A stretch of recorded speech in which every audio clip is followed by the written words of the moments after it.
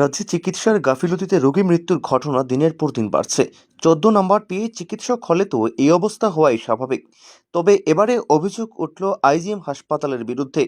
জানা যায়, বুধবার দুপুরে আগরতলা রামকৃষ্ণ স্কুলের নবম শ্রেণী পড়ুয়া ছাত্রী পাপি সরকারকে অসুস্থ অবস্থায় বিদ্যালয়ের শিক্ষকরা ওই মেয়েটিকে বিদ্যালয় থেকে নিয়ে আসে আগরতলার আইজিএম হাসপাতালে।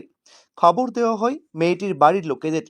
খবর পেয়ে জয়নগর এলাকা থেকে মেয়েটির বাড়ির লোকেরা আইজিএম হাসপাতালে নিয়ে আসে, কিন্তু পরিবারের লোকেদের অভিযোগ ওই মেয়েটিকে আইজিএম হাসপাতালে নিয়ে আসার পর প্রায় 3 ঘন্টা অতিক্রান্ত হলেও অসুস্থ মেয়েটির চিকিৎসা করেননি হাসপাতালের কর্তব্যরত চিকিৎসক। দীর্ঘ কয়েক ঘন্টা যাবৎ অসুস্থ মেয়েটিকে হাসপাতালের বিছানায় ফেলে রেখে আইজিএমের দায়িত্বপ্রাপ্ত চিকিৎসক। অভিযোগ, রক্তের নমুনা পরীক্ষা করে রিপোর্টের অপেক্ষায় ছিল চিকিৎসক। ততক্ষণে নবম শ্রেণী পড়ুয়া মেয়েটি হাসপাতালের বিছানায় কাতরিয়ে কাতরিয়ে মৃত্যুর কোলে ঢলে পড়ে। মৃত পাপিয়ার বাড়ির লোকেদের তরফ থেকে জানানো হয়, হাসপাতালের দায়িত্বপ্রাপ্ত চিকিৎসক মেয়েটিকে প্রাথমিক চিকিৎসাটুকুও করেনি, যার ফলে ওই মেয়েটির মৃত্যু হয়েছে বলে অভিযোগ। 11টার সময় না ভালো ছিল, নিচে সিট দিছে, সিটের ভিতরে শোয়াইছি পরে একটা ইঞ্জেকশন দিছে, লাগাই একটা ইঞ্জেকশন দিছে পরে সিরিজ দিয়া দিছে এরকম করে।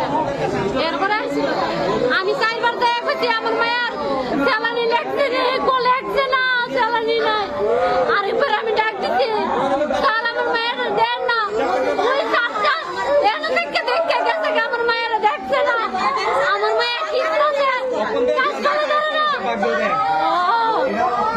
এবার আমি একটা স্টাফ নার্সের ডাক দিচ্ছি, আমি কই দিদি আমার মায়ের তো শোয়ার আইন ভালাইছি, একটা ছেলা নিয়ে দিচ্ছে না, আমি এনে দেয় কথা কোনটা মানে তাই কে দিলে তাই খা দেখবো না।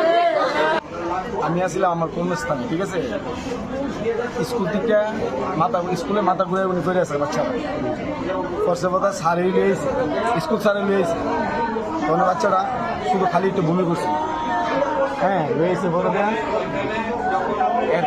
এরপরের দিকে আমি নাই, ঠিক আছে। এরপরে আমার ফোন করছে যে তাই ভর্তি রাখছি, তার মা গেছে সঙ্গে সঙ্গে, তার কাকা গেছে স্কুলতে হসপিটালাইছে, আমার কাছে ভর্তি রাখছি, তুমি খাতা টাতারে লয়ে আইও।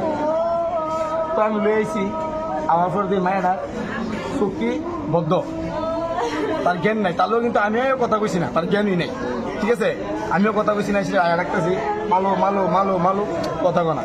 তা আমি এবার তার মারে কইছি তো জল দো না, আমি এবারে জল টল দিছে, এরপরেও কথা কনা। তো কথা কনা না করার পরে তাই মানে আমি করেছি তো ডাক্তার ডাক্তার কথা কনা গেলি বা সানা গেলি, তার মা গেছে ডাক্তার ডাক দিতে গেছে, ডাক্তার বলতেছে আইসে সেটা করতেছে, তার মার লোক কথা কইছে। এখন আমার এটা কেড়েছে ঠিক আছে, ডাক্তার কাছে আমি গেছি, ম্যাম কি দিছে, তো তোমার মায়ের তো আমি দেখতে এলাম সব কিছু ঠিক আছে, হ্যাঁ রক্তের রিপোর্ট আইলে চিকিৎসা শুরু হইব। তা আমি কইছি রক্তের রিপোর্ট কুম্বালা চিকিৎসা শুরু করবো। তখন তাই না কইতেছে তুই জিবি রেফার করি, আমি যদি দরকার লাগে তাহলে জিবি রেফার করেন, আর যদি দরকার না লাগে, যদি মনে হয় আপনার দিকে হইব না, আমি দেখেছি সব কিছু নর্মাল আছে, অসুবিধা হইতো না, আমি দেখে গেলাম অসুবিধা হলে কিন্তু আমি নিমুখা। সন্তান তো মনে করেন আমরা মরছে, ঠিক আছে, সন্তান তো আমাদের মারা গেছে স্যার, হ্যাঁ উনি তো মনে করেন এটা পাইতাম না। এই যে ডাক্তার যে শুরু তারা বড় স্যারের সঙ্গে তারা পিছিয়ে দেখে শিখে, তুই শিখের লোক যদি এত বড় একটা হসপিটাল চালা, তুই পেশেন্ট কিভাবে আসবো? পরে কি মানুষ মাইরা শিখবো না মরা মানুষ মাইরা শিখবো? কিভাবে শিখে? আপনার কাছে ইঞ্জেকশন দিচ্ছে কি কিসের লাগে ইঞ্জেকশনটা তো স্যার কি ইঞ্জেকশন দিছে এটা তো আমি জানি না। ইঞ্জেকশন দেওয়ার পরে তার জ্ঞানটা গেছে গা। কয়টা ইঞ্জেকশন দিছিল? একটা ইঞ্জেকশন দিছে। ইঞ্জেকশনটা দেওয়ার পরে জ্ঞান গেছে গা। উল্লেখযোগ্য বিষয়, রাজ্যে চিকিৎসার গাফিলতিতে রোগী মৃত্যুর অভিযোগ নতুন কিছু নয়। দিনের পর দিন রাজ্যের একাধিক হাসপাতালে চিকিৎসার গাফিলতিতে রোগী মৃত্যুর অভিযোগ উঠছে, কিন্তু তারপরেও রাজ্যের মুখ্যমন্ত্রী বলছেন রাজ্যের চিকিৎসা ব্যবস্থা উন্নততর হচ্ছে। কিন্তু এই ধরনের একাধিক ঘটনার পর আরও একবার প্রমাণিত হলো যে বাস্তবে রাজ্যের চিকিৎসা ব্যবস্থা দিন দিন বেহালের দিকে যাচ্ছে। Bureau report, news icon.